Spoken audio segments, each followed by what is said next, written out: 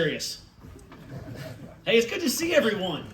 This has been, as you might know, some years in the making, and I was hoping to one day have this press conference where we actually announced that the University of Oklahoma was joining the Southeast Conference, and that day is today.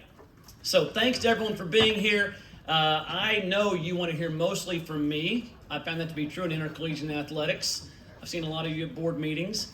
And it is an absolute pleasure to be here with, I think, two of the greatest minds, if not the two best minds in all of college athletics. It's great to be here with the Southeastern Conference Commissioner Greg Sankey and Joe Castiglione, two of the best in the business, both with long tenures that have been here.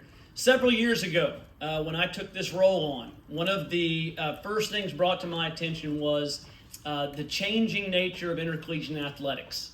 What does that mean for a place like the University of Oklahoma, where athletics is such a huge part of our DNA, of that which connects those students to the university and each of us together? Right? What does that future look like? And it's interesting because 3 years ago, within 30 days, two things happened. We saw in June of 2021, we saw a 9-0 Supreme Court decision in the Alston U.S. Supreme Court case, which changed college athletics and made a very clear statement about what was taking place.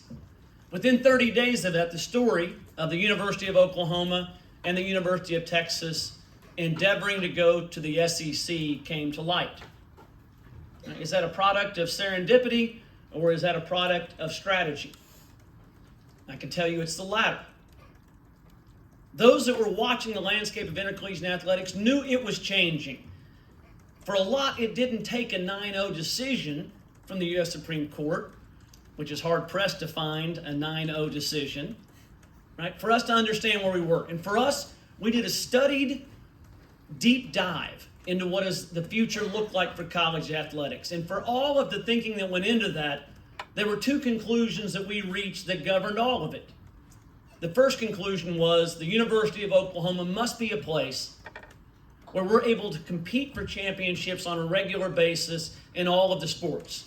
Not make it into a final series, not make it into a playoff, but be in a position to win championships. And the second of those two critical criteria for us was that we wanted to remain among the handful of athletic departments in the country with universities that weren't subsidized, that didn't take money from the students or other sources to run. Being self-sufficient matters to us a great deal for a lot of reasons.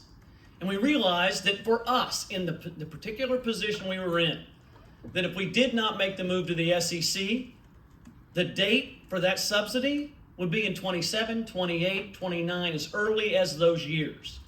So the move for us was thoughtful and strategic, and it recognized the reality of intercollegiate athletics and where it is.